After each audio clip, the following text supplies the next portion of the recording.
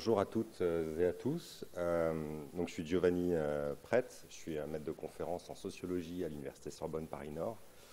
Je vais vous parler aujourd'hui des recherches que je mène depuis une quinzaine d'années maintenant sur la question des mobilisations pour dénoncer l'impact sanitaire des pesticides en France principalement, mais aussi en Grande-Bretagne, en Californie. Enfin, on va faire des petits détours, vous allez voir. Le travail que je vais présenter, je vais le présenter aujourd'hui seul, mais c'est un travail qui est en grande partie collectif.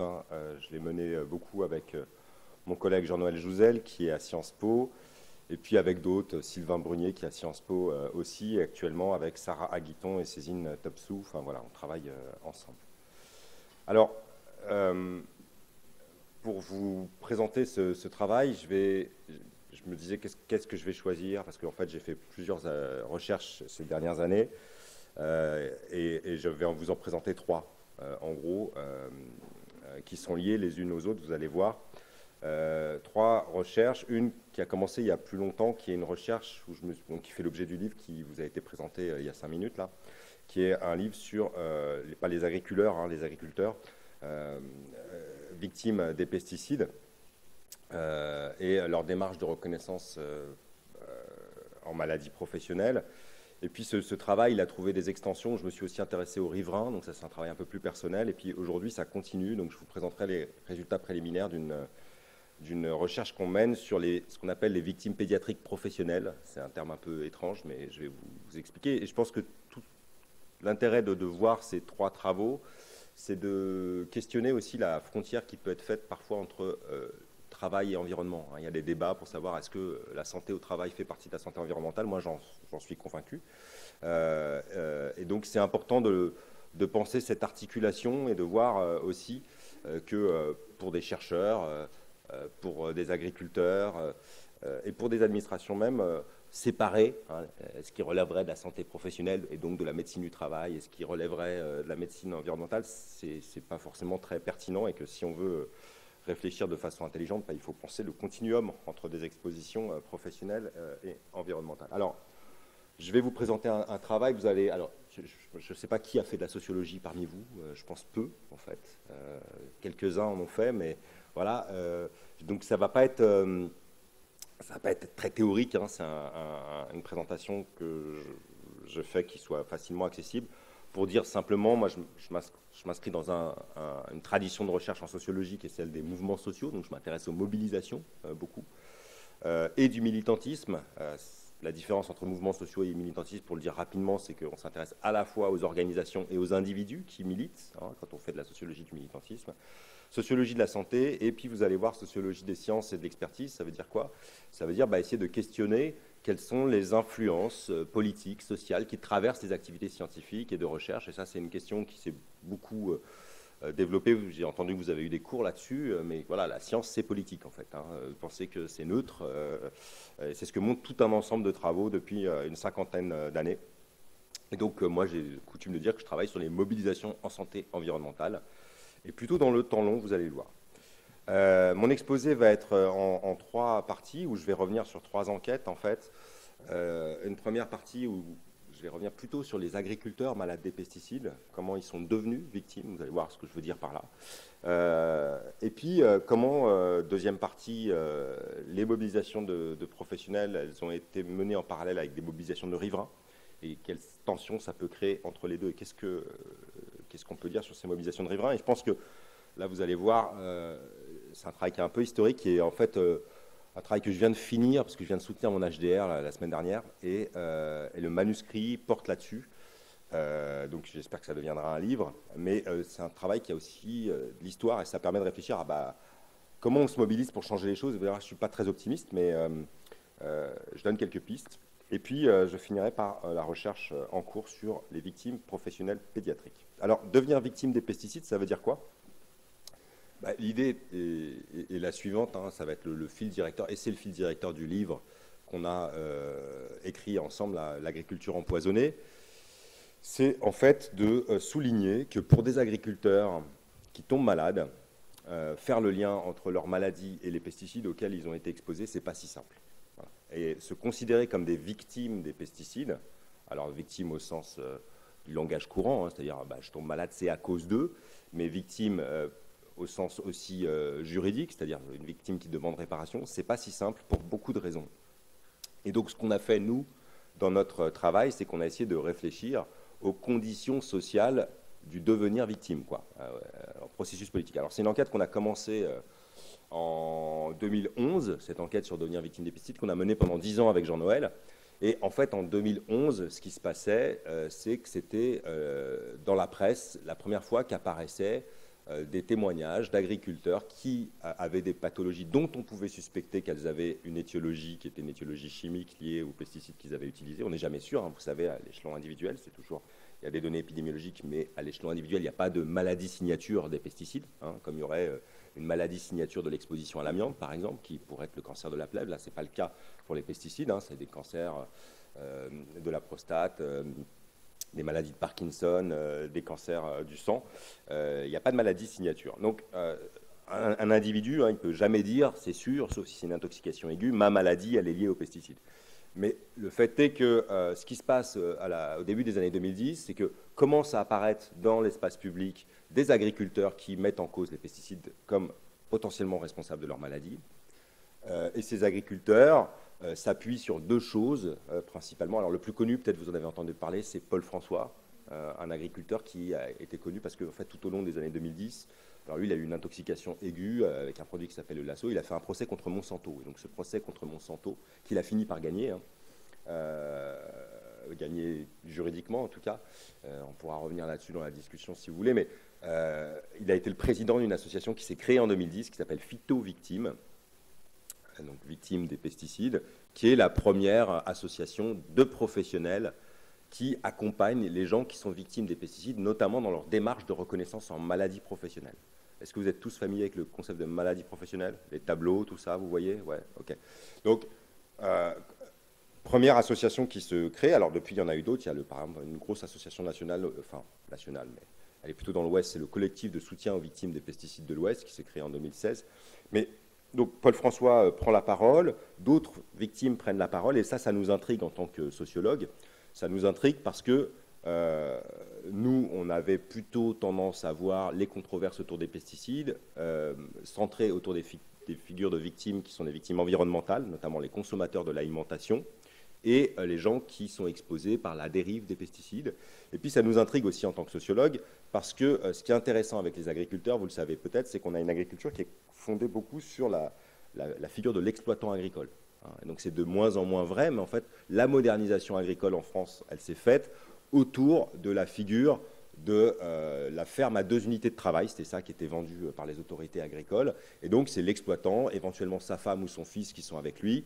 Et donc c'est des petites entreprises, même si c'est 300 hectares, ça reste des petites entreprises en fait, et des entreprises d'indépendants. Et donc l'indépendant, il est censé être responsable de ses conditions de travail, hein, vous savez que le Code du travail s'applique aux salariés, il ne s'applique pas aux indépendants. Donc pour nous, c'était intéressant cette figure de la victime indépendante, la victime qui est d'habitude accusée d'être un pollueur, et puis tout d'un coup qui va mettre en cause quelque chose qu'il a, on pourrait le penser, hein, on pourrait, je mets des guillemets, délibérément appliquer. Et donc ces victimes, elles mettent en avant, elles peuvent s'appuyer sur deux choses au début des années 2010. C'est d'une part la multiplication des données épidémiologiques qui mettent en évidence un lien entre dégradation de la santé des travailleurs agricoles et exposition aux pesticides. Données épidémiologiques qui donnent lieu à des rapports d'expertise. Alors le premier gros rapport, c'est un rapport cancer de l'environnement qui est produit par l'INSERM, je ne sais plus la date, je crois que c'est 2008.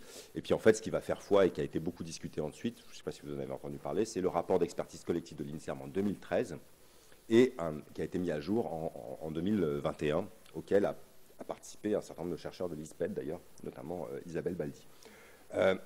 Donc, il y a le rapport de l'INSERM qui commence à être préparé, il y a des données épidémiologiques qui commencent à être produites, et puis il va se passer aussi un changement du droit en 2002, qui est que, en fait, dans le cadre de la mutualité sociale agricole, qui est le régime social des agriculteurs, va être ouvert la possibilité pour les agriculteurs indépendants de faire une demande de reconnaissance en maladie professionnelle, hein, et donc de voir comme les salariés leur maladie professionnelle reconnue. Sauf qu'en 2002, il y a très peu de tableaux de maladies professionnelles qui concernent les pesticides, et c'est essentiellement au titre des intoxications aiguës, qu'il y a des tableaux qui existent, et ça a changé depuis, je vais revenir dessus. Donc, il y a des changements de la science, il y a des changements du droit, et tout ça, on pourrait s'attendre à ce que finalement, vu les données épidémiologiques, ça crée qu'il y a plein d'agriculteurs qui demandent des réparations, en tout cas plusieurs centaines, plusieurs milliers, au regard des données épidémiologiques. Et en fait, ce n'est pas le cas. C'est-à-dire que depuis 2002, au début des années 2010, 2005, le nombre d'agriculteurs qui font des demandes de réparation en maladie professionnelle, il se compte sur les doigts de deux mains. 5-6 par année. Donc c'est ce qu'on appelle une situation de sous-déclaration et de sous-reconnaissance, mais très très très forte. Et nous, on commence à se poser la question, c'est le point de départ de l'énigme de notre enquête, c'est qu'est-ce qui va se passer et pourquoi ils ne demandent pas de la reconnaissance de leur maladie. Et en fait, on a aussi en tête un précédent californien, qui est le fait que ce n'est pas la première fois dans l'histoire des économies qui sont très utilisatrices de pesticides. Vous savez, il n'y a pas que la France qui est très utilisatrice de pesticides. Il y a de plus en plus de pesticides de synthèse. Je veux dire, il y a de plus en plus. La Chine, c'est en train de monter. L'Afrique, c'est en train de monter. Mais le premier continent où on a beaucoup utilisé de pesticides, c'est l'Amérique du Nord, notamment la Californie, qui est un pays, un des greniers des amandes, des pistaches, des oranges du monde. Ce qu'on sait, nous, par nos lectures, c'est que dans les années 60-70, il y avait eu des mobilisations de travailleurs agricoles qui dénonçaient l'utilisation des pesticides à l'époque, notamment des gens qui s'étaient rassemblés autour d'un monsieur que vous voyez là sur la photo au milieu, qui s'appelle César Chavez, qui est un activiste latino qui défendait en fait il défendait les conditions d'emploi, les conditions de travail des travailleurs migrants qui sont en fait un maillon essentiel de l'économie agricole jusqu'à aujourd'hui. Vous voyez tous les débats qu'il y a aujourd'hui. Trump qui interdit l'immigration, en fait, il va retourner l'électorat républicain contre lui en Californie parce que l'agriculture ne fonctionne pas sans les immigrés. Et donc des gens qui sont des travailleurs au noir. Ça ne fonctionne pas. C'est vraiment le cœur du modèle agricole californien, c'est le recours au travail migrant et pas forcément déclaré. Et donc César Chavez avait défendu, mais la différence entre le cas californien et le cas français, c'est que l'agriculture californienne et une grande partie de l'agriculture américaine, elle ne repose pas sur des petites exploitations agricoles, elle repose sur des grandes exploitations avec beaucoup de salariés. Et César Chavez, il défendait les salariés. Et donc, défendre les salariés, c'est plus simple. Pourquoi ? Parce que, en fait, c'est des victimes plus idéales, on pourrait dire. Elles ne sont pas responsables de leurs conditions de travail, on leur demande de faire des choses. Donc, c'est plus facile de mettre en cause ce qui leur arrive, parce qu'elles ne peuvent pas dire c'est moi qui ai décidé d'utiliser les produits. Et c'est un peu la différence avec le cas français, c'est qu'en France, c'est des exploitants agricoles. Donc comment on fait pour devenir victime? Qu'est-ce qu'on fait de cette responsabilité qu'on a dans ses propres traitements? C'est un peu une énigme qu'on a au départ. Et donc on va suivre ce mouvement social et ces agriculteurs. Et en fait, quand on commence, c'est quelques agriculteurs dans l'espace public, mais on ne sait pas du tout ce que ça va devenir. Il y a une association qui vient de se créer, qui est Phytovictime. Ça se trouve, elle va disparaître au bout d'un an ou 2 ans, on n'en sait rien. Et on ne sait pas si cette association va réussir à prendre, en fait. Comme tous les mouvements politiques, ça peut échouer ou ça peut prendre. Et en fait, ce qu'on a fait au départ, c'était vraiment des entretiens avec les agriculteurs qui faisaient des demandes de réparation, qui nous étaient indiqués par l'association, pour essayer de savoir comment ils avaient fait le lien entre leur exposition et leur maladie, qui c'est qui avait eu l'idée, en fait. Est-ce qu'ils avaient hésité à faire une demande de réparation? S'ils ne la faisaient pas, pourquoi ils ne la faisaient pas? Qu'est-ce que ça changeait dans le travail? Des choses assez ouvertes. Et ça nous a permis de reconstituer ce qu'on a appelé des carrières de victimes. C'est-à-dire de voir comment... c'est pas évident parce qu'en fait, vous tombez malade, déjà vous n'êtes pas toujours au courant que vous êtes malade. Et puis quand vous êtes malade, d'abord vous vous soignez. Et puis vous n'avez pas forcément la possibilité de demander la cause. Et puis quand vous demandez à votre médecin, est-ce que c'est les pesticides? Souvent, il vous dit, non, c'est pas les pesticides, on n'en sait rien. Occupez-vous de votre chimio plutôt. C'est des choses comme ça qui se passent. Et donc, les gens qui continuent à se poser cette question-là et qui se réunissent en association, etc., c'est pas si évident. Et donc, je passe un peu là sur le côté un peu théorique, mais ce qu'on a reconstitué, c'est des carrières de victimes. Et ce qu'on a montré, c'est que donc, le mouvement va prendre, c'est-à-dire que Phytovictime va s'institutionnaliser, va grossir, va accompagner de plus en plus de gens. Aujourd'hui, il y a 700, 800 demandes de reconnaissance par an. On est passé de 5 à 6 à 700, 800 demandes de reconnaissance de maladies professionnelles par an. Et Phyto Victime va devenir une association aussi qui va réussir à créer un rapport de force avec les pouvoirs politiques, notamment avec le ministère de l'Agriculture, et va être un des acteurs qui va permettre l'obtention de la création de nouveaux tableaux de maladies professionnelles. Hein. Donc, je ne sais pas si vous êtes au courant de ça, qu'il y a des listes de tableaux, ça vous m'avez dit que oui, mais que comment ça se passe que des tableaux soient créés, en fait, c'est une négociation paritaire. C'est-à-dire qu'il ne suffit pas qu'il y ait des connaissances scientifiques qui existent pour qu'il y ait des tableaux de maladies professionnelles qui soient créés. Moi, je suis expert à l'ANSES dans une commission sur les maladies professionnelles. On a rendu un rapport il y a quelques mois qui montre qu'il y a plus d'une dizaine de cancérogènes de classe 1 reconnus par le CIRC qui ne font pas l'objet de tableaux de maladies professionnelles. Hein, donc, pourquoi ils ne font pas l'objet? Parce que, tout simplement, les tableaux de maladies professionnelles, ça coûte cher aux organisations patronales et aux patrons, en gros, et donc ils résistent, et donc c'est de la négociation paritaire, donc il n'y a pas de traduction automatique de la science dans des tableaux de maladies professionnelles. C'est une négociation politique, si vous voulez. Et donc, des fois, il y a des décalages, et pour que des tableaux soient créés, hein, peut-être vous êtes au courant des tableaux sur les risques psychosociaux, hein, il n'y a pas de tableau aujourd'hui RPS ou dépression liée à l'organisation du travail, alors qu'il y a des données hein, qui montrent que l'organisation du travail a des effets sur la santé mentale.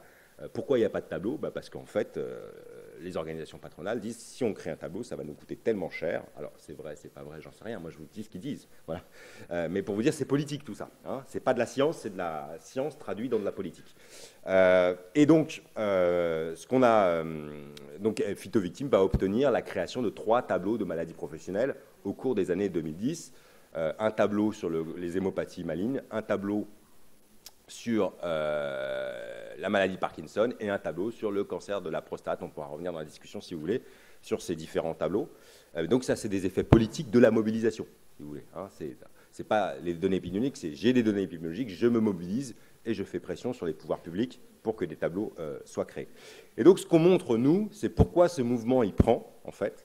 Parce qu'il y a ce qu'on a appelé dans le bouquin, en reprenant un terme d'un sociologue qui s'appelle Yannick Barth, il y a ce qu'on a appelé des intermédiaires de la victimisation, c'est-à-dire des gens, des acteurs, qui vont aider les agriculteurs qui se posent des questions à donner du sens à ce qui leur arrive, et notamment à considérer que ce n'est pas eux qui sont responsables de ce qui leur arrive, mais qui sont responsables d'un système agricole ou d'un État qui n'a pas bien régulé les pesticides, ou de firmes qui ont menti et qui ont caché de l'information sur la dangerosité et surtout le risque lié au problème. Alors, je ne vais pas revenir dans le détail sur ces différents acteurs. Si vous voulez en savoir plus, vous pouvez...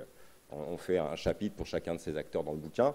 C'est des professionnels des médias qui vont faire des films. Par exemple, un film qui a eu beaucoup de succès, qui est La mort est dans le pré, d'Éric Guéret, qui est passé sur France 2 à Heure de grande écoute, qui est vraiment un film très intéressant avec des interviews d'agriculteurs qui expliquent que pour eux, c'est vraiment pas simple hein, de se considérer comme victime de leur propre travail, parce que c'est reconnaître qu'on a merdé hein, quand même, hein, et qu'on s'est fait avoir sur un système de modernisation. Et puis, je vais revenir là-dessus, c'est aussi reconnaître que peut-être nos parents nous ont intoxiqués et que peut-être nous, on intoxique nos enfants. Voilà. Donc, c'est des enjeux moraux de culpabilité à l'intérieur de la famille qui ne sont pas très simples. Et puis, d'autres acteurs, c'est les militants environnementalistes. Et là, c'est intéressant, parce qu'en fait, Phyto Victime ne va pouvoir exister et se structurer qu'en se rapprochant de militants assez radicaux environnementaux qui défendent l'agriculture biologique. L'association qui va vraiment jouer un rôle, c'est une association qui s'appelle Génération Future, je ne sais pas si vous connaissez, voilà, qui milite contre les PFAS aujourd'hui, mais qui s'est vraiment construit autour d'une opposition aux pesticides, et qui va voir dans les agriculteurs, et c'est pour ça qu'ils vont les aider fortement, une manière d'incarner ce qu'eux, ils dénoncent depuis plusieurs années, c'est-à-dire la toxicité des pesticides pour l'environnement, et parce que Génération Future, c'est plutôt une association qui défend l'environnement et les consommateurs au départ. Et ils se disent, mais pour nous, si on a des victimes agricoles qui parlent contre les pesticides, ça va montrer qu'on n'est pas contre les agriculteurs, et donc il faut les aider, ces gens-là. Voilà. Et peut-être il faut les accompagner pour qu'ils passent au bio. Hein. Et donc, on a des militants environnementalistes qui vont les aider, et puis des avocats, notamment un cabinet d'avocats qui s'appelle Laforgue, Tessonnière, Topalov, qui s'est construit autour des victimes de l'amiante, et qui va leur donner des outils juridiques pour les aider à faire leur démarche de reconnaissance, pour Paul François, par exemple, à faire le procès civil contre Monsanto et à réfléchir à est-ce qu'on fait un procès pénal, comment on fait évoluer le droit, en fait. Et donc, ces acteurs, qui sont des victimisateurs, comme on dit, va leur permettre de créer une forme de processus d'exculpation, hein, c'est l'inverse de l'inculpation, c'est-à-dire comment je me déresponsabilise par rapport à ce qui m'arrive et donc comment je peux aussi porter une parole critique dans l'espace public par rapport à une technologie que j'ai appliquée moi-même. Donc ça, c'est ce qu'on va montrer, et ça va aboutir à la création, donc ce mouvement politique, je ne peux pas en dire beaucoup plus là, mais à la création de tableaux de maladie professionnelle, donc ça, c'est des avancées. Alors, normalement, ça devrait être un facteur de prévention, parce qu'aujourd'hui, la thématique de la journée, hein, c'est la thématique de la prévention. Juste, je fais un tout petit aparté historique, mais vous savez que les tableaux de maladie professionnelle, ça a été créé en 1919. Hein, historiquement, les 2 premiers tableaux, c'était sur le mercure et le saturnisme en 1919. Et que la volonté des législateurs en 1919, quand le système de tableau maladie professionnelle est créé, c'est pas simplement d'en faire un système de réparation, c'est aussi d'en faire un système de prévention, parce que l'hypothèse qu'il y a derrière, c'est que si ça coûte cher en réparation aux employeurs, ça va les inciter à faire de la prévention. Voilà. Ça marche pas. Ça marche pas parce que c'est pas assez cher, en fait. Voilà, ça coûte pas assez cher, il y a trop de sous-reconnaissance et de sous-déclaration, et puis il y a des modalités de calcul. En fait, la vérité, c'est que pour beaucoup d'employeurs, il n'y a pas d'indexation directe entre leur accidentologie ou le nombre de maladies professionnelles qu'ils ont et ce qu'ils vont vraiment cotiser, soit parce que ça concerne que les très grosses entreprises, soit parce que les très grosses entreprises, même, elles arrivent à trouver des contournements, en fait, elles ont des stratégies de gestion comptable qui fait qu'on va créer différentes unités de travail dans la branche AT&MP, si vous voulez, qui fait que ça va leur coûter moins cher. Enfin bref, c'était ça l'hypothèse. Donc l'idée qu'ont les agriculteurs aussi, c'est en créant des tableaux de maladies professionnelles, hein, on va créer une incitation à la prévention. Voilà. Alors, ce qui ne marche pas, par contre, au grand désarroi des militants environnementalistes, c'est qu'eux, ils pensaient que les agriculteurs qui tombaient malades allaient se convertir au bio et promouvoir le bio radicalement. Et en fait, ce n'est pas ce qu'ils ont fait. Hein. Ils ont même des fois continué à encourager le bio. Pour plein de raisons, mais je pense qu'une des raisons centrales, c'est que c'est très compliqué de passer au bio et que ce n'est pas seulement une question de volonté individuelle, c'est toute une architecture de subventions, de contrats avec la grande distribution. Voilà. Donc, penser que parce qu'on est malade, on va passer du bio, c'est un peu idéal. Mais on pourra revenir là-dessus dans la discussion. Et donc, ça, c'est ce qui va se passer autour des victimes professionnelles. Donc, Phytovictime existe toujours. Hein. Il y a une autre association qui est un peu plus militante, un peu plus à gauche, hein, on pourrait dire, qui est le collectif de soutien aux victimes des pesticides de l'Ouest. Et il continue à y avoir des marges de reconnaissance en maladie professionnelle pour les agriculteurs exposés aux pesticides, et des débats et du travail pour essayer de créer de nouveaux tableaux. Hein. Par exemple, il y a des données qui existent qui montrent qu'il pourrait y avoir des liens entre l'exposition professionnelle aux pesticides et les tumeurs cérébrales, par exemple, ou les troubles cognitifs. Alors, c'est des données qui sont plus ou moins fragiles, hein, mais donc ça donne lieu à des négociations pour essayer de créer des tableaux. Si vous voulez. Donc ça, c'est un peu la première recherche qu'on a faite, qui s'est terminée par ce bouquin l'année dernière. Et parallèlement à cette recherche, moi, je me suis intéressé aux riverains. Alors, dans le bouquin sur les travailleurs agricoles, on parle des riverains, hein, parce qu'il y a des alliances qui vont se faire entre riverains, c'est pas facile. Et petite anecdote, quand Phytovictime est créé au départ en 2010, donc c'est créé sur l'exploitation de Paul François, ça on le raconte dans le bouquin, et l'idée de Génération Future qui essaye d'inciter les agriculteurs à créer une association de victimes, c'est de dire, si on faisait une association de victimes qui réunit tout le monde, toutes les victimes, hein, les riverains, les travailleurs, les consommateurs, etc. Et donc, ils créent une réunion, et en fait, ça se passe très mal, parce que les riverains ont en face des agriculteurs, ils leur disent, ouais, vous êtes malades, mais c'est à cause de vous qu'on est malades, nous, et vous êtes des empoisonneurs. Et donc, Génération Future se dit, ouh là là là là, ça va pas. Et donc, stratégiquement, c'est vraiment une décision stratégique, ils décident de séparer la cause des riverains et la cause des travailleurs. Hein. Et ça, j'ai envie de dire, c'est quelque chose qui est un champ de recherche à part entière, c'est-à-dire les alliances entre riverains et travailleurs, entre syndicats de travailleurs et associations environnementales, qui ne sont jamais très faciles, hein, parce que les associations de travailleurs, elles défendent le travail, elles défendent l'emploi, elles défendent les ressources. Les associations de riverains, elles veulent fermer les usines. Hein, donc, c'est pas toujours facile, mais il y a des alliances qui se font à certains moments de l'histoire ou dans certaines situations particulières. Donc on en parle un petit peu de la difficulté de ces alliances dans le bouquin. Mais moi, je vais vous parler de ce que j'ai fait donc, dans mon dernier manuscrit. Là, alors vous allez voir, j'ai appelé ça « Vie et mort des mobilisations de riverains ». Donc c'est un terme un petit peu... Bon, il y avait le côté, ça sonne bien, hein, donc je l'ai mis, c'est un petit peu, il y a une dramaturgie dans le titre, mais c'est parce que aussi je voulais parler du temps long et de dire que c'est pas si simple de se mobiliser quand on est riverain sur le temps long et que souvent quand on se mobilise, eh ben, ça marche pas et ça s'arrête. Voilà. Et donc, c'est essayer de comprendre ça aussi. Et je pense que c'est important de le comprendre pour comprendre aussi la capacité de résistance de cette technologie qui sont les pesticides et plus généralement de l'agriculture industrielle. Alors, les mobilisations de riverains, juste un petit point sur l'enquête que j'ai menée. Donc c'est une enquête qui est une enquête plutôt contemporaine, mais j'ai fait un petit peu d'histoire.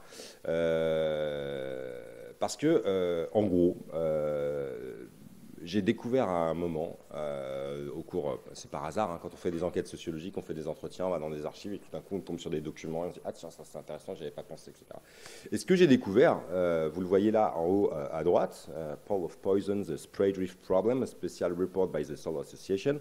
Ce que j'ai découvert en allant en Angleterre un jour et en fouillant dans des archives, c'est que dans les années 80 et 90, en Angleterre, il y avait eu beaucoup de mobilisation de riverains contre les pesticides. Structurée autour de certaines associations, comme la Soil Association, c'est l'association qui défend l'agriculture biologique, si vous voulez. Mais il y avait aussi Greenpeace, Friends of Earth, qui était donc Friends of Earth, c'est vraiment une très grosse association environnementale qui existe depuis les années 70. Alors, on connaît nous Greenpeace surtout en France parce que Friends of Earth, les Amis de la Terre, c'est pas vraiment intégré en France, mais au niveau mondial, c'est vraiment très important. Et puis une association qui s'appelle aussi Pesticide Action Network UK, donc c'est les réseaux d'associations qui luttent contre les pesticides. Et donc toutes ces associations dans les années 70, 80, 90, en fait avaient mobilisé des riverains et avaient alerté les pouvoirs publics sur le fait qu'il pourrait y avoir un risque pour les riverains des pesticides. Et ça, je l'ignorais complètement. Alors moi, je suis tombé un petit peu sur les fesses, on va dire, et parce que je connaissais les mobilisations françaises qui ont été particulièrement fortes dans les années 2010. Et puis j'ai rencontré beaucoup de militants et aucun ne se souvenait qu'il y avait eu des trucs en Angleterre. Et ce qui est assez intéressant, je déflore un peu le sujet, c'est que dans le rapport Pole of Poison, qui est un rapport technique, hein, il y a des arguments qui sont avancés, qui sont très précis sur les problèmes de l'évaluation réglementaire des pesticides pour les riverains et sur le problème de la dérive, des gouttes. Et ça, notamment, je vous donne un exemple. Aujourd'hui, il y a des débats en France sur les pesticides qui sont évalués donc, au niveau de l'EFSA, les substances actives, ANSES, les produits commerciaux, si je simplifie. Donc il y a une évaluation qui est faite réglementaire pour voir éventuellement essayer de modéliser à l'avance de la commercialisation si ça va créer des problèmes pour les riverains. Et il y a une critique qui est faite, qui est majeure, qui est de dire bah, cette évaluation, elle prend en compte le problème de la dérive, c'est-à-dire la forme des pesticides sous forme de gouttelettes, mais elle ne prend pas en compte le problème de la volatilisation, c'est-à-dire sous forme gazeuse. Hein, et donc il peut y avoir des déplacements de résidus de pesticides appliqués sur les champs sous forme gazeuse et parfois à des très longues distances. Il y a un produit qui a fait qui a fait un petit peu de médias parce qu'il a été porté par la Fédération nationale d'agriculture biologique, c'est le prosulfocarbe. Je ne sais pas si vous avez entendu parler des controverses autour du prosulfocarbe, qui est un produit qui se retrouve parfois contaminant des denrées biologiques à des très longues distances et qui donc pose le problème de la volatilisation, parce qu'on ne sait pas d'où ça vient en fait, mais ça vient de loin. Voilà. Et donc, ce problème de la volatilisation est énoncé en 84 dans ce rapport public qui fait beaucoup de bruit à l'époque. Hein, voilà.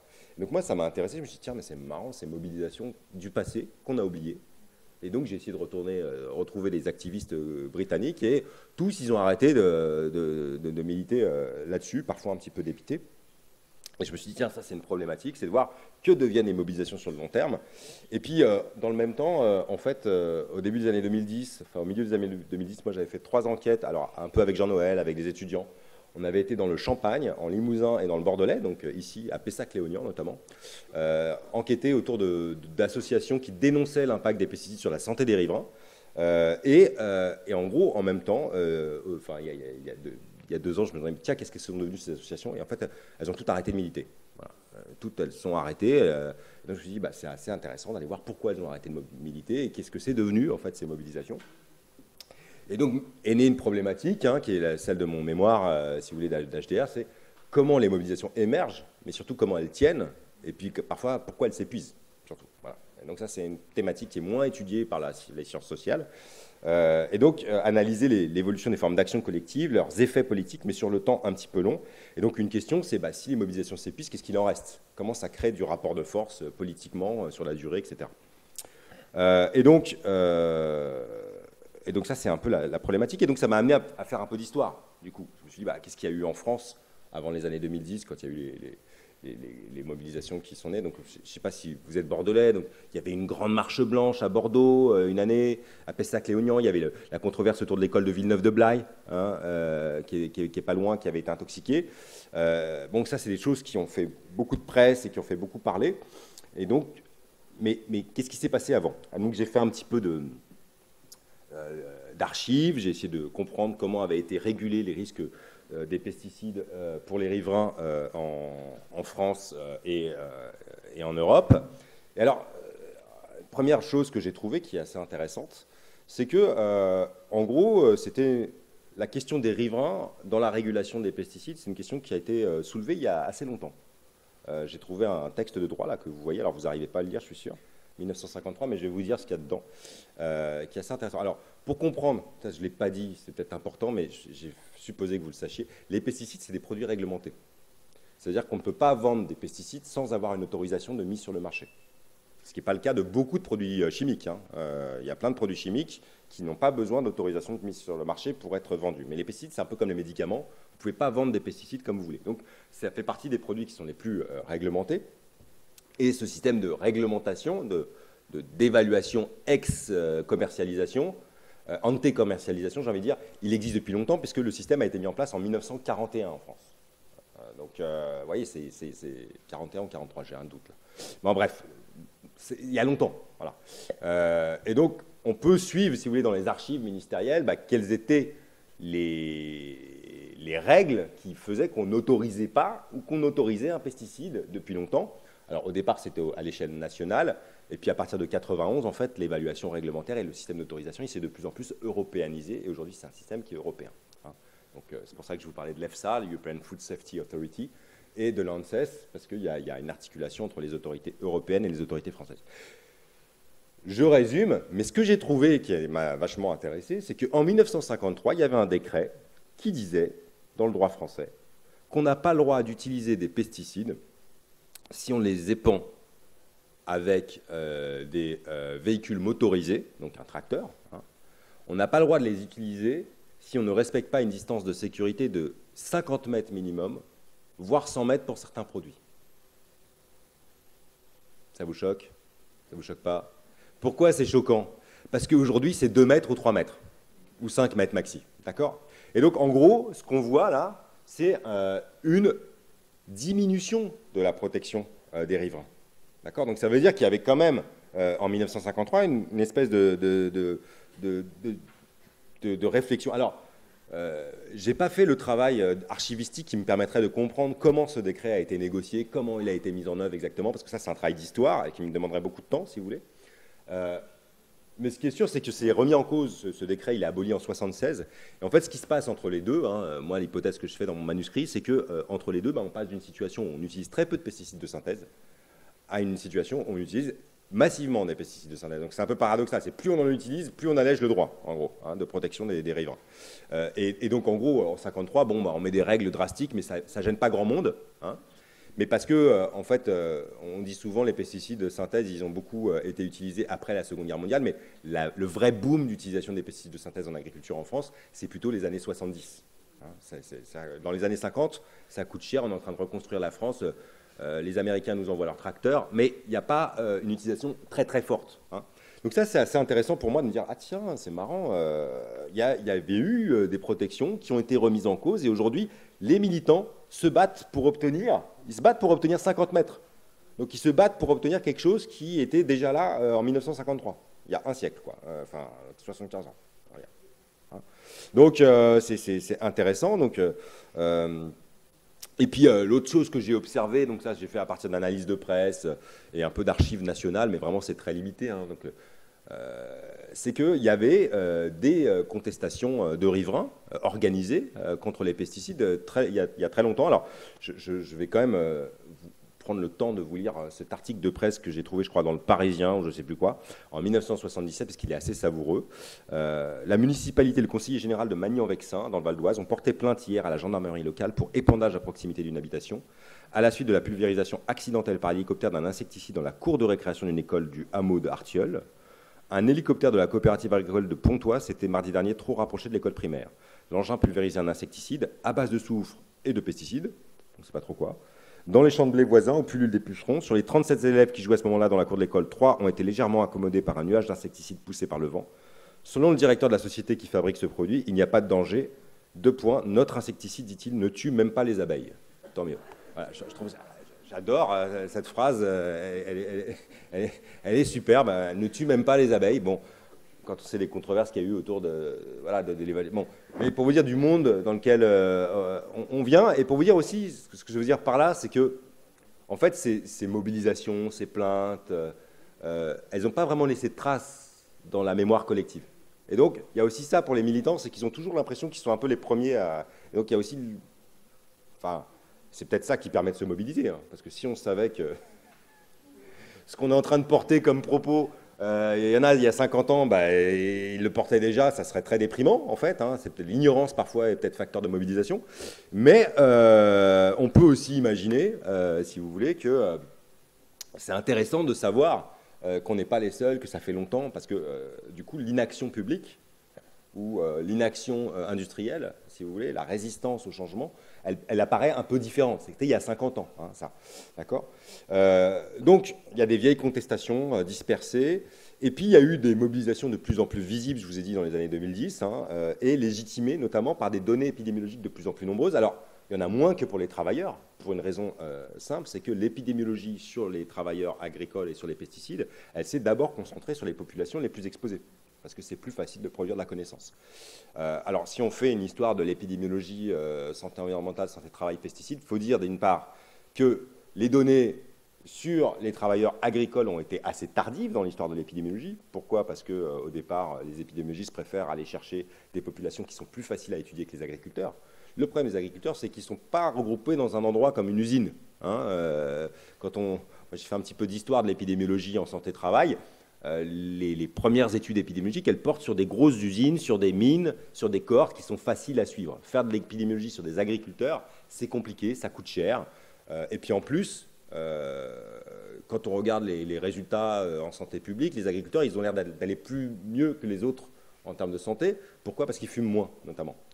Et donc, ce n'est pas une priorité d'action publique au départ. Hein. Donc, pour qu'on commence à produire ça, c'est arrivé assez tardivement. Et puis, les données épidémiologiques sur les agriculteurs, elles sont arrivées assez tardivement, mais elles se sont concentrées sur les travailleurs parce que les travailleurs sont les plus exposés. Et donc, statistiquement, c'est plus facile de mettre en évidence des liens de causalité, des corrélations, des causalités, etc. Et puis, suivre des riverains, c'est encore plus compliqué que de suivre des agriculteurs. D'accord. Tout ça pour vous dire, hein, mais ça je pense que vous l'avez vu, c'est que le caractère politique de la science, il va se jouer dans qu'est-ce qu'on fait dire de résultats qui sont publiés, mais il va se jouer aussi dans quelles sont les choses qui sont étudiées et quelles sont les choses qui ne sont pas étudiées. Il y a un concept qui est très connu en sociologie des sciences, c'est le concept de undone science, qui a été développé par un sociologue qui s'appelle David Hess. C'est-à-dire toute la science non faite. Hein, souvent, on dit il y a des données sur un truc, mais quand il n'y a pas de données, ça ne veut pas dire qu'il n'y a rien. Ça veut souvent dire que ça n'a pas été étudié, en fait. Hein, voilà. Donc, il y a des données épidémiologiques de plus en plus nombreuses, notamment dans ce rapport de l'INSERM qui suggère qu'il pourrait y avoir des effets, etc. Et des données qui viennent de Californie, notamment, sur les riverains. Pourquoi la Californie? Parce que, et là encore, une fois, on rentre dans la politique de la production des connaissances scientifiques, parce que la Californie, c'est un État américain où il y a un système qui est assez unique au monde, qui est le Pesticide Use Report. C'est un système où les agriculteurs sont obligés de déclarer, alors pas à l'échelle de la parcelle, mais à l'échelle de petits carrés de 1 mile sur 1 mile, qu'est-ce qu'ils utilisent comme pesticides sur leur terre, et de mettre à disposition ces données-là aux chercheurs. Ce qui permet de produire des données scientifiques, alors qu'en France, un chercheur qui voudrait faire de l'épidémiologie et essayer de savoir qu'est-ce qui a été étudié sur telle parcelle à tel moment, ne peut pas avoir accès à ces données-là. Aujourd'hui, les chercheurs ils peuvent avoir accès aux bases de données de vente qui ont été spatialisées. Donc, il y a eu des constructions, tout un travail très très lourd qui a été fait par des épidémiologistes pour essayer de reconstituer ce qui a pu être utilisé. Et j'ai envie de vous dire, si les chercheurs en France ou en Europe n'ont pas accès à ce genre de données et donc ne peuvent pas produire de l'épidémiologie fine facilement, c'est pas parce que c'est techniquement infaisable, puisqu'aux États-Unis ça existe depuis les années 90, hein.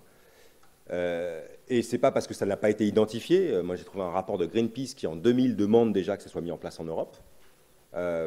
C'est parce qu'il y a une résistance des chambres d'agriculture, de la FNSEA et des industries des phytos pour qu'on ne donne pas accès à ces données-là. Enfin, c'est politique, hein, en fait. Voilà, si je dois schématiser, alors c'est plus compliqué que ça, mais c'est politique. C'est-à-dire ne pas donner les données d'exposition, c'est aussi politique. Ne pas accéder à ces données-là. Et ça permettrait de faciliter un peu le travail des chercheurs. Je fais plein de détours. Je peux dépasser un petit peu ou... Ouais, ok.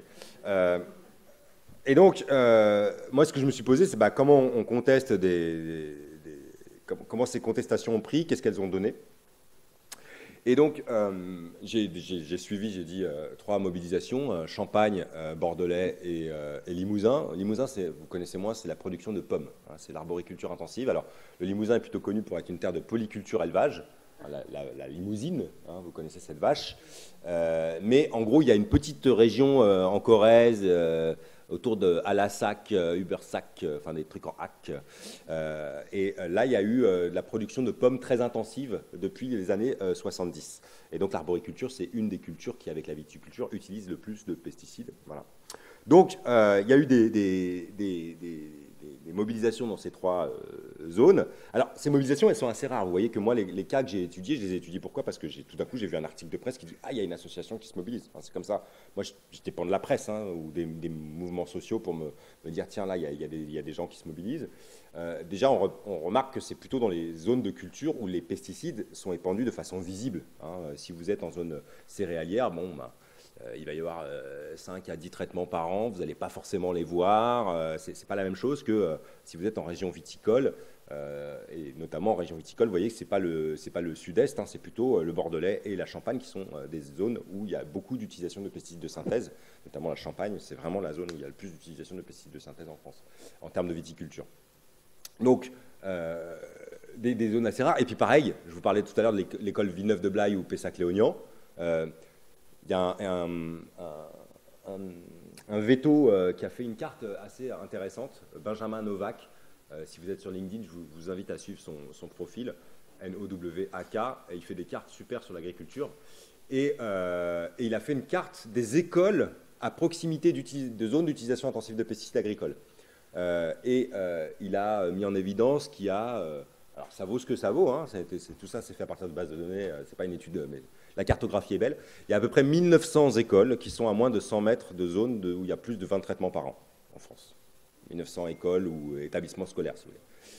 Moi, j'ai recensé 4-5 écoles en France où il y a eu des parents d'élèves qui se sont mobilisés.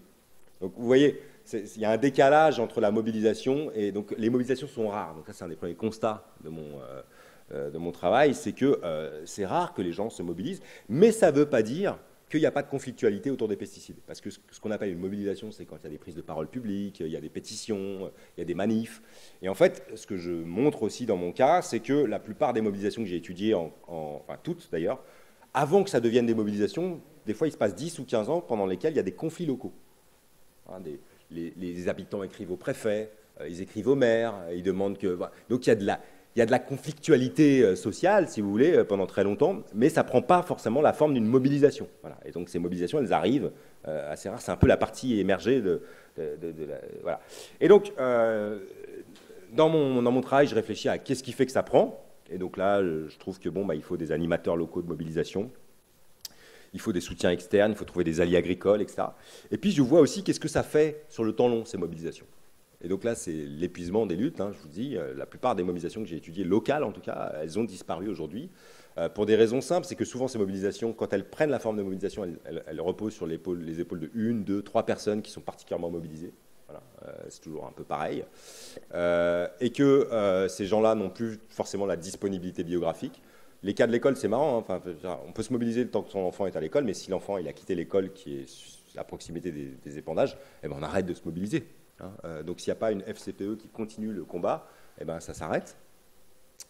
Ce que je montre aussi, c'est comment l'État, au sens large, mais en fait, c'est les autorités préfectorales et les services de l'État déconcentrés, créent du découragement beaucoup chez les militants. Ce qui m'a été le plus raconté, c'est à quel point, en fait, on envoie des courriers, on a une réponse formelle, on renvoie un courrier, on a une réponse formelle. Et puis en fait, entre-temps, le sous-préfet a changé. Et donc, il faut recommencer. Voilà. Et donc, ça crée beaucoup de découragement. Et puis, ce qui est intéressant, moi j'ai réfléchi dans le truc, c'est se mobiliser contre des pesticides, c'est pas la même chose que se mobiliser par exemple contre une autoroute ou contre une mine. Parce qu'en fait, c'est quoi que il y a deux différences au moins sur la matérialité du problème, si vous voulez. C'est que les pesticides, c'est un problème qui est étendu. Vous n'avez pas un grand patron, vous n'êtes pas contre eux. Je ne sais pas moi, l'incinérateur et le propriétaire de l'incinérateur contre lequel vous vous battez, et vous n'avez pas un objectif clair qui est la fermeture de l'incinérateur. Là, vous avez comme objectif qu'il y ait moins de pesticides et vous êtes contre plein d'agriculteurs divers et variés, avec lesquels souvent vous êtes dans des relations de voisinage. Vos enfants vont à l'école avec eux, vous les croisez à la boulangerie. Et donc être en conflit avec des gens dans des formes de sociabilité locale qui sont très dense en fait en milieu rural. Hein. On pourrait penser que c'est moins dense qu'en ville, mais non, en ville on peut être anonyme. En milieu rural on n'est pas anonyme. Et bien ça c'est épuisant en fait pour les militants, et donc je raconte comment ça les épuise. Donc qu'est-ce qui reste de ces luttes? Alors je vais aller assez vite pour avoir le temps de vous parler du dernier point, mais je vais accélérer. Il reste des transformations personnelles, et je me suis intéressé dans le manuscrit à le rôle du droit et le rôle de la science. C'est-à-dire, est-ce que le droit... Aujourd'hui, les groupes militants, ils ont beaucoup d'espoir dans le droit. On va faire des procès sur la pollution de l'air, sur l'enfouissement des déchets à Bure, comme un vecteur pour faire avancer les causes. Et donc, je montre que ça a des effets certains. Alors, pas le droit civil, hein, c'est impossible de gagner une affaire en procès en responsabilité civile sur des enjeux de santé environnementale. Les exigences en termes de démonstration de la causalité, de la responsabilité sont quasiment impossibles à faire. Par contre, dans le droit administratif, il peut y avoir des avancées. Hein. Donc aujourd'hui, il y a toujours des procès, par exemple, pour obtenir des zones de distance de sécurité qui soient plus grandes. Hein. On va avoir 20 mètres. Mais en gros, ce que je montre, c'est que ça a des effets instrumentaux assez limités dans le temps très très très long, en fait, politique, mais que ça a des effets constitutifs, le droit. C'est-à-dire que le droit, il ne faut pas le voir simplement. Donc, ce que je veux dire par là, c'est que même si vous avez une défaite juridique, ça peut être une victoire politique, parce que ça permet de faire parler de votre problème. Et le problème des enjeux de santé environnementale, c'est que souvent, c'est difficile d'en faire parler, parce que c'est assez insaisissable. Et donc, l'arène du procès, ça permet d'incarner quelque chose, en fait. Et puis ça permet aussi aux individus de se réunir autour d'une cause, de discuter ensemble, de se rencontrer aux côtés d'un avocat. Dans le mémoire, je réfléchis aussi au rôle de la science. Et pareil, je vais aller assez vite, hein, excusez-moi, mais on peut en revenir dans la discussion. Ce que j'ai beaucoup vu, et c'est dommage que Pierre-Michel Perrineau soit pas là, c'est beaucoup de militants qui espèrent que parce qu'ils vont produire des connaissances scientifiques, ça va changer les décisions politiques. Voilà, donc ça, c'est vraiment une croyance qu'il peut y avoir de la part des militants qui ne sont pas expérimentés. Ceux qui sont expérimentés, ils savent que ça ne marche pas comme ça, en fait. Hein, en gros, il y a un livre qui est connu chez les sociologues de Soraya Boudia et Nathalie Jas qui s'appelle Powerless Science, ça veut dire la science sans pouvoir. En fait, l'argument est assez simple, c'est que quand on regarde plein de controverses en santé environnementale, la science toute seule, elle ne change pas grand-chose. Voilà. D'ailleurs, si la science changeait grand-chose toute seule, on n'aurait pas autorisé l'amiante jusqu'en 1997, hein, par exemple. Donc, c'est la science plus des procès, plus des mobilisations et de l'activisme. Et heureusement qu'il y a des gens qui sont assez radicaux et qui font que les sciences qu'on ne veut pas prendre en compte soient prises en compte. Hein, ça vient les légitimer, mais ça ne suffit pas du tout seul pour changer les choses. Et donc, ce que j'étudie dans le travail, c'est comment les militants s'engagent dans l'activité scientifique, soit en s'alliant avec des médecins, soit en produisant eux-mêmes des connaissances. Et donc ça, c'est ce qu'on appelle l'épidémiologie populaire, c'est la production de sciences citoyennes, si vous voulez, qui a été facilitée par le développement d'outils pour analyser les cheveux, pour produire des cartographies. Hein, voilà. Donc ils ne sont pas nouveaux, hein. Pareil, dans mon cas, en 70, j'ai trouvé des cartographies de militants qui essayaient de repérer les cas de cancer dans certaines zones et de faire des liens avec l'utilisation des pesticides. Alors, à l'époque, ils n'avaient pas Google Maps, c'était plus compliqué, mais ça existe depuis longtemps, ce genre de pratique, et ça permet d'essayer de créer un rapport de force. Ça permet notamment, par exemple, hein, ce genre de travaux de Génération Future dont je vous parlais tout à l'heure. Ils ont fait des études assez rustiques, d'analyse de l'air pour montrer la dérive des pesticides, et ça leur permet de montrer que les protocoles d'évaluation utilisés par l'EFSA ne sont pas du tout conservateurs, contrairement à ce que l'EFSA affirme en termes de distance de dérive des pesticides. Mais la science en tant que telle, ça peut aussi créer des désillusions, et c'est pour ça que je disais que c'est dommage que Pierre-Michel Perrineau ne soit pas là pour en parler, parce que lui, c'est quelqu'un qui est médecin et qui a beaucoup cru qu'avec les données de l'INSERM, avec les données Géocap-Agri, Viti, il y aurait des décisions plus radicales de régulation des pesticides, et en fait, on va plutôt dans l'autre sens, et donc, du coup, il se dit, bon, bah, j'arrête un peu de militer là-dessus, et je vais plutôt faire des ordonnances alimentaires, dont on parlera cet après-midi. Est-ce que j'ai encore... Ouais, ça va. Ok. Et donc, je vais vous parler de la troisième étude. Donc, ça, c'est beaucoup plus... comment dire? C'est plus provisoire, ce que je vais vous dire. J'ai moins réfléchi, donc je partage un travail qui est en cours, si vous voulez.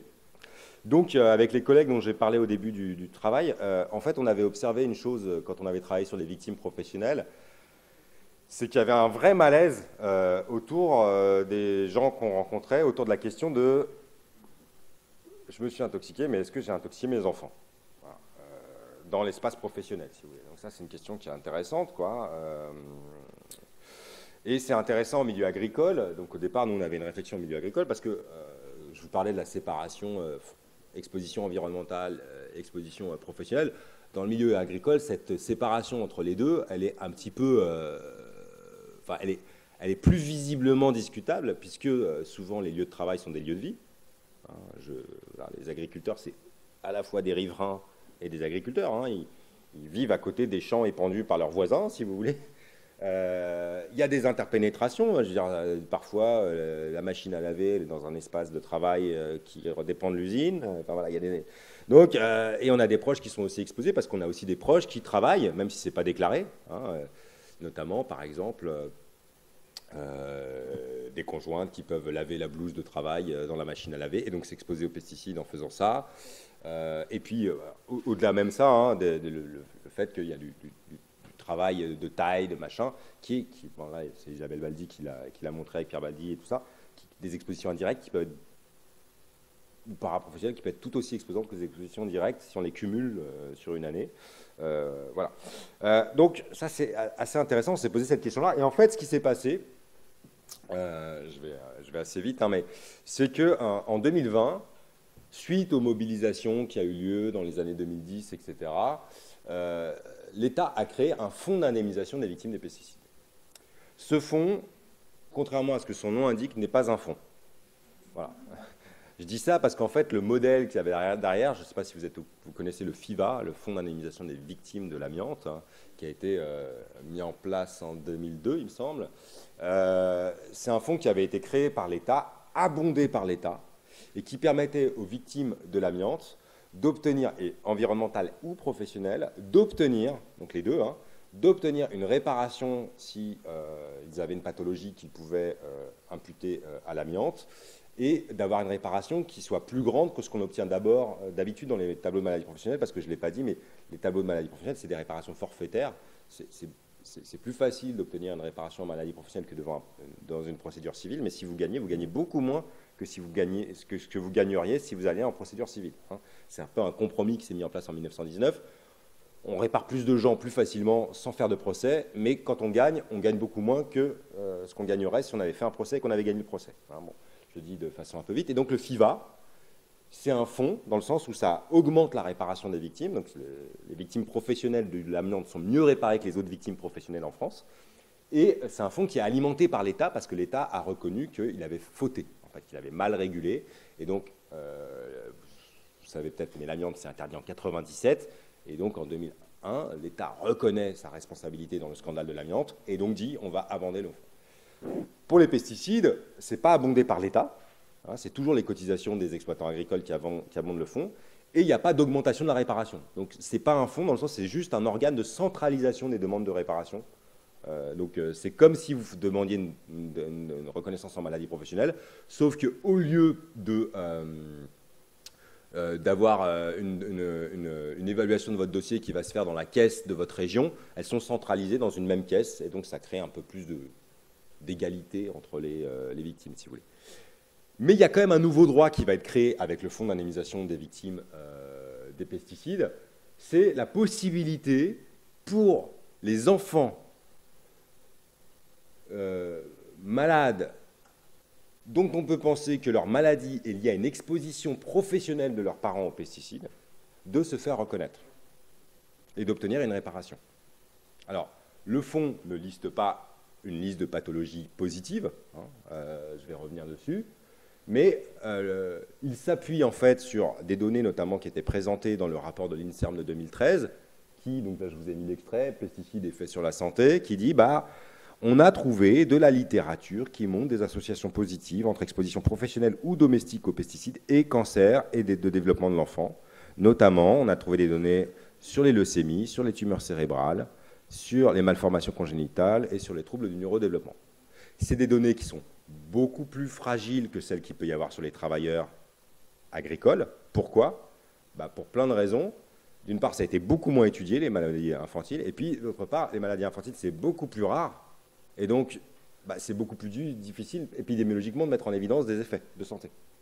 D'accord? Parce que, en fait, la puissance statistique de ce que vous produisez va être... voilà, les corps que vous allez produire, elles sont beaucoup plus rares. Mais voilà, donc le fonds avait dit ça. Et en gros, là, pareil, négociation politique. En fait, ce qui se passe, pourquoi ce fonds il est créé en 2020 avec les victimes pédiatriques? Parce qu'à l'époque, le rapport de force des associations militantes, il est plutôt en faveur des victimes. Il y a le scandale du chlordécone. Macron dit... il faut faire quelque chose sur chlordécone, reconnaître les victimes. Il y a une grande crainte qu'on dise qu'il va falloir créer un fonds d'indemnisation pour toutes les victimes des pesticides, etc. Et donc la solution qui est choisie, c'est on va prendre un peu entre les deux.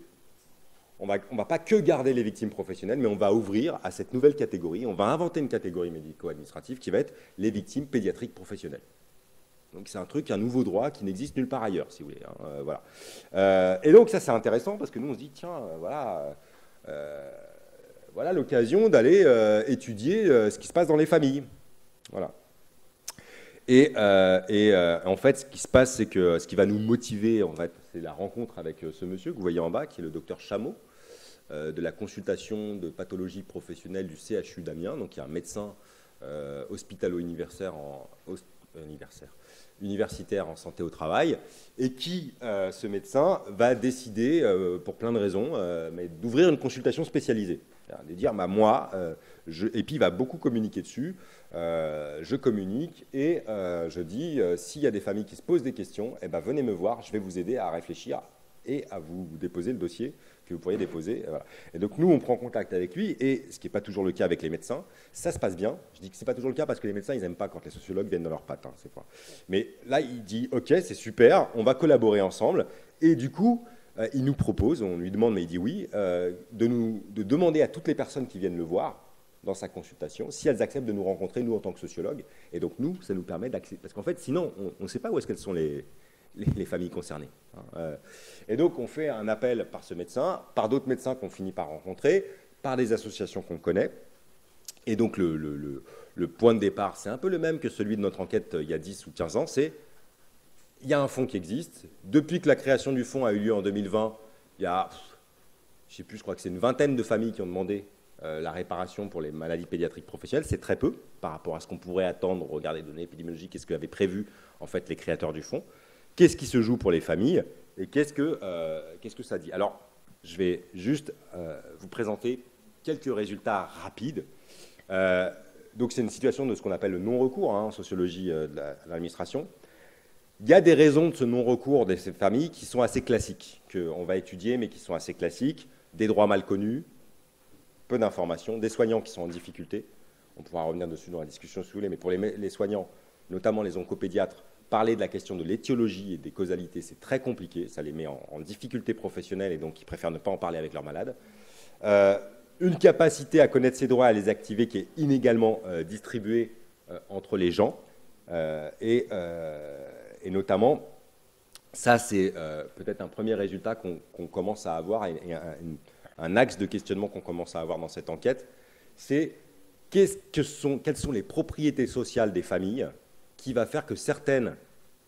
Parce qu'en fait, il y a toujours une grande incertitude, si vous voulez. C'est-à-dire qu'on ne pourra jamais démontrer que tel enfant a telle maladie liée à une exposition aux pesticides. Et et les familles, elles sont toujours dans une incertitude, et même quand elles obtiennent une réparation, la réparation qu'elles obtiennent, hein, donc le groupe d'experts du fonds ne dit jamais c'est lié à, hein, la décision, le courrier de décision des experts du fonds, c'est votre maladie est possiblement en lien, et donc si on considère que c'est suffisamment possiblement en lien, vous voyez, les experts ne sont pas tous d'accord les uns avec les autres, eh ben, on obtient une réparation. Bon. Et donc, du coup, toutes les familles sont un peu dans l'incertitude. Et nous, on a regardé des familles, on a rencontré plusieurs familles. Alors, ce qui est assez intéressant, c'est que ça nous déplace du milieu agricole, parce que, en fait, le fonds d'indemnisation n'est pas réservé aux agriculteurs. Et il peut y avoir d'autres familles qui sont exposées professionnellement aux pesticides, dont les parents sont exposés professionnellement aux pesticides, sans que ce soit des familles agricoles. Alors, le cas que vous connaissez peut-être, c'est celui de droite. Donc là, vous voyez une photo de la dame près de son avocat et à côté, c'est son mari. C'est Laure Marivin, c'est une fleuriste qui a été médiatisée parce qu'elle a pris la parole dans l'espace public pour dénoncer. Elle avait une fille qui s'appelle Amy qui est morte d'un cancer après 7 ans de traitement. Donc une histoire vraiment très très lourde, hein, personnelle très très lourde. Et elle, en étant fleuriste, elle n'a pas du tout été informée du risque qu'elle encourait en termes d'exposition. Et elle est persuadée que le cancer de sa fille est lié à une exposition in utero qu'elle a eue, elle, pendant qu'elle était fleuriste. Et elle a obtenu une réparation. Donc là, ce que vous voyez, c'est une photo où elle n'est pas en train d'essayer d'obtenir la réparation, parce qu'il y a eu des petites confusions parfois dans la presse. Elle a obtenu une réparation, et ensuite elle a fait un procès parce qu'elle était contre le montant de l'indemnisation qui lui était donnée. Parce qu'elle a touché, la famille a touché 25 000 euros par ayant droit, donc au total 60 000 euros d'indemnisation. Donc vous voyez, je disais, là il y a eu un fonds qui est beaucoup moins que ce qu'elle aurait obtenu si elle avait fait un procès civil, hein, 60 000 euros pour la perte d'un enfant, c'est pas grand-chose, quoi. Voilà. Et donc là, elle est au procès où elle conteste ce montant de l'indemnisation et elle a perdu en première instance. Et puis à gauche, la personne que vous voyez là, à droite, au milieu, c'est un garçon aussi qui a été très médiatisé qui s'appelle Théo Gratalou. Et à droite, c'est sa mère et à gauche, c'est son père. Donc là, c'est une photo que moi j'ai prise au procès qu'ils font maintenant à Monsanto. Et pareil, ils ont obtenu une réparation, au fond, et donc ensuite, ils font une procédure civile, si vous voulez. Et Théo Gratalou, il a eu, je sais plus, des dizaines d'opérations tout au long de sa vie, parce qu'il est né avec des malformations de son œsophage, de son système digestif, etc. Et donc, il a eu, voilà, il est toujours vivant. Et les deux ne sont pas de milieu agricole. C'est pour ça que je vous les présente notamment. Donc, fleuriste, et de l'autre côté, c'est quelqu'un qui organise des voyages et qui avait des carrières de chevaux, en fait, hein, donc qui a épandu du Roundup dans des carrières pour désherber, en fait, des carrières pareilles et qui pense que c'est lié à son exposition pendant sa grossesse et qui voilà. Et donc on a ça, mais on a d'autres, les travailleurs du bois, les parcs et jardins. On a même des gens qui travaillent dans l'industrie, par exemple, qui ont été exposés à de l'oxyde d'éthylène dans de l'industrie pharmaceutique, comme un désinsectisant, et l'avocat a plaidé devant le fonds avec succès que l'oxyde d'éthylène est aussi un insecticide et que donc c'est aussi des victimes des pesticides. Hein, donc, aussi, ouais, ce que je veux dire par là, c'est que parfois, quand on réfléchit aux substances, ce que c'est qu'un pesticide va dépendre de la façon dont on le qualifie en droit aussi. Et donc, ces gens-là sont les gens qui ont fait le plus de démarches, mais ce qui nous semble intéressant, c'est qu'elles ont des propriétés sociales particulières. Hein, au-delà de leur histoire, qui est vraiment très touchante, c'est des gens qui sont très bien insérés, qui sont en couple, qui ont des ressources financières qui leur permettent de faire appel à leur avocat, qui ont eu des parcours professionnels où ils peuvent retracer leurs expositions assez facilement, donc une stabilité professionnelle assez forte. Et puis, c'est des gens qui ne sont pas, qui peuvent en tout cas construire un rapport moral à leur exposition qui peut les déculpabiliser assez facilement. D'un côté, une maman qui a utilisé un produit sur lequel, le Roundup au moment où elle l'utilisait surtout, c'était celui où, vous savez, on pouvait le boire sans risque, hein, et Monsanto est quand même une entreprise qui a été beaucoup mise en cause pour dissimulation d'informations sur la dangerosité de ses produits. Et l'autre, Laure Marivin, est une maman qui a travaillé dans un secteur, donc nous, on a lancé une enquête là, sur les fleurs, justement, mais un secteur où, pendant des années, il n'y a eu aucune prévention sur l'exposition aux risques chimiques. Je vous dis ça parce qu'en fait, Pour vous raconter l'anecdote, avec Jean-Noël, on avait fait l'entretien avec Laure Marivin avant qu'elle devienne une figure médiatique. Et moi, j'enseigne dans un IUT HSE, donc je forme des futurs préventeurs. Pour moi, c'était évident que les fleuristes étaient formés sur le risque pesticide. Et en fait, on a été voir les fiches de l'INRS, ce n'était pas mentionné. C'est-à-dire que l'exposition au risque chimique n'était pas mentionnée, l'exposition indirecte au risque chimique, dans les fiches de l'INRS jusqu'à il y a 2 ans. Hein. Donc là, maintenant, la profession envoie plein de messages parce qu'ils ont très peur des procès qui vont leur tomber sur la tête. Mais il y avait vraiment une sous-information des travailleurs. Et donc, cette sous-information, elle permet de dire « je ne suis pas responsable de ce qui m'est arrivé ». Ça n'empêche pas qu'elle se sent coupable. Hein.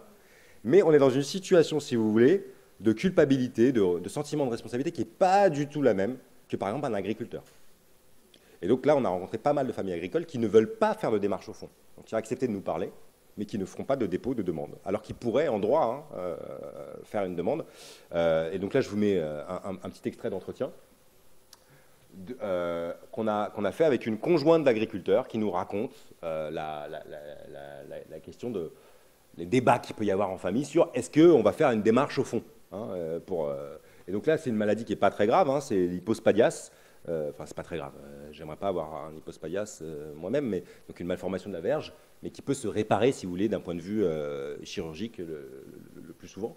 Donc je vous le lis rapidement. Je pense que pour lui, donc le mari agriculteur, il n'y a pas de problème avec les pesticides. Il a dit c'est bon, ça n'existe pas. On autorise les pesticides à la vente, donc c'est bon. Je pense qu'ils sont tous comme ça. Après, je comprends parce que vu comme le médecin lui a annoncé que c'était de sa faute, donc le médecin, là, bizarrement, ils sont tombés sur un médecin qui était très au fait des effets des pesticides sur la santé et qui a dit ah ben c'est pas étonnant que votre fils ait un hypospadias. Bon, bref, c'était peut-être pas très malin de la part du médecin. Dans la conversation, il a tourné quelque chose en disant qu'il faut utiliser le bio. Puis là, mon mari a dit arrête avec le bio. Il a dit n'importe quoi, ça n'existait pas. Il a dit on cultive sur des champs en se disant bio qui n'ont pas été traités pendant 15 ans alors que les produits restent plus de 50 ans dans la terre. Et puis après, un homme s'avouait que son fils est né comme ça. Je pense que ça, c'est difficile. Moi, j'ai un peu de mal à me dire que c'est possible. Mais en lisant aujourd'hui des documentaires, des témoignages, je me dis si, il y a un impact. Et donc là, ce qu'elle raconte, hein, c'est les débats internes et les visions différentes qu'il peut y avoir par rapport à sa place en fait, dans le processus de production et d'utilisation des pesticides. Et donc nous, ce qu'on va suivre maintenant, c'est, on va essayer d'étudier ça, mais on commence à avoir des hypothèses sur les conditions sociales de la possibilité de déclaration de maladies professionnelles. Et évidemment, il y a les positions dans l'emploi, les positions dans le travail, et puis ça va évoluer à fur et à mesure qu'il y a des consultations médicales qui vont se mettre en place, que des associations de féminité, parce qu'en fait, ce qu'on a vu avec notre précédent cas sur les agriculteurs, c'est que les associations, elles jouent un rôle d'exculpation. Et bien là, il n'est pas impossible que des associations se montent et jouent un rôle d'exculpation, mais on n'en sait rien. On va voir ce que ça va devenir. Voilà, j'ai été un peu vite, excusez-moi, mais je voulais vous montrer tous ces trucs parce que ça montre vraiment le lien entre santé, travail, santé, environnement. Je vais conclure juste en disant, vous voyez, donc on a un monde contaminé, ça on le sait, il y a des chimiques partout, mais c'est plein d'incertitudes. Et la tentation, ce serait de dire, il faut attendre que les incertitudes soient réduites pour qu'on agisse, évidemment non. Notamment parce que les incertitudes, elles peuvent être fabriquées politiquement, c'est ce que j'ai essayé de montrer à plusieurs moments. Et donc, il faut agir dans l'incertitude. Alors, je ne pense pas que mon travail montre que l'action collective, militante, est toujours efficace, hein, mais elle a quand même des effets. On voit. Et puis s'il n'y avait pas ça, ça serait pire. Donc, voilà. Merci à vous.